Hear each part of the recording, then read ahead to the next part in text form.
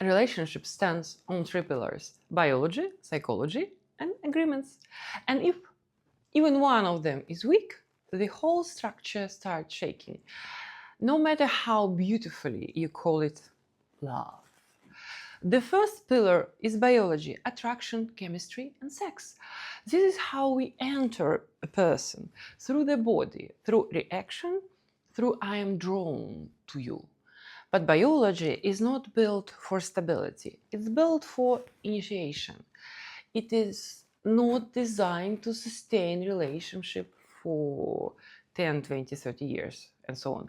It's designed to connect people. Everything else is built on top of that. And if there is nothing beyond it, the system will start looking for novelty. And here people make a very convenient but weak conclusion. So they will cheat. No, maybe. They will look for emotion, novelty, and aliveness. Where that energy goes, into the relationships or outside of it, that's already the second pillar. And the second pillar is psychology. And this is where reality begins, because most of people are living and driving through life on autopilot. The pattern is simple: trigger, automatic reaction, conflict. And the person genuinely believes, this is who I am.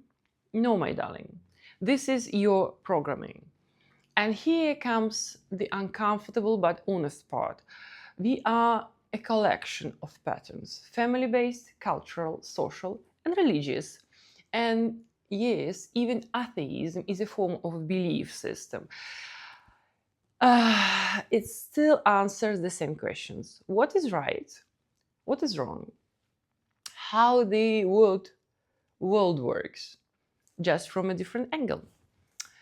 And these patterns quietly define who we choose, what we consider normal, what triggers us, and what feels unacceptable.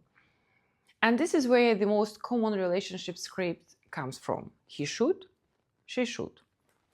He should provide, she should give birth. He should be strong, she should earn, she shouldn't earn more. He shouldn't show weakness, she should be easy, pleasant, and convenient. And the key point is, this is almost never discussed. It is not an agreement, it is default setting. People don't even ask themselves, where did this come from? And is this actually mine? Do I believe this, or did I just inherit it? And then the breakdown becomes inevitable. Because one person is operating from one set of rules, the other person from completely different one. And both are convinced they are right. So instead of dialogue, you get a power struggle. The third pillar is agreements.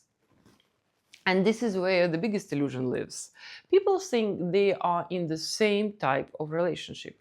But in reality, one believes in strict monogamy, another mostly monogamous but flexible, and someone else is playing by completely different rules.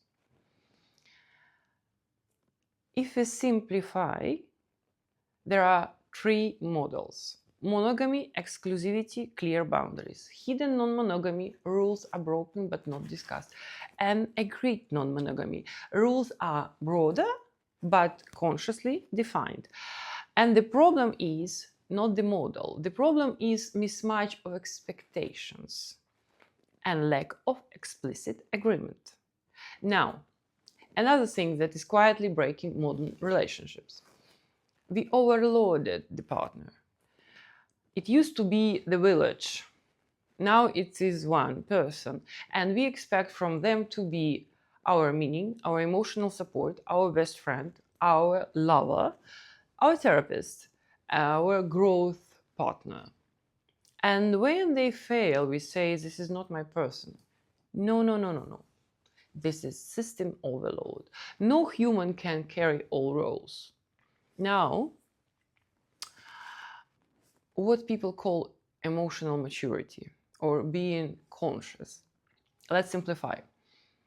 It is not about being soft, and it's definitely not about suppressing yourself. It is about self-regulation, because I felt bad, so I started a fight. That's not honesty, that's discharge. Using your partner as an emotional trash bin is not intimacy, it's lack of skill. Maturity looks different. It is when you feel overwhelmed, but you notice it, understand what's happening inside you, and choose how to respond. Sometimes you still fail, and that's normal, but the difference is you see it, you take responsibility, and you repair and course correct.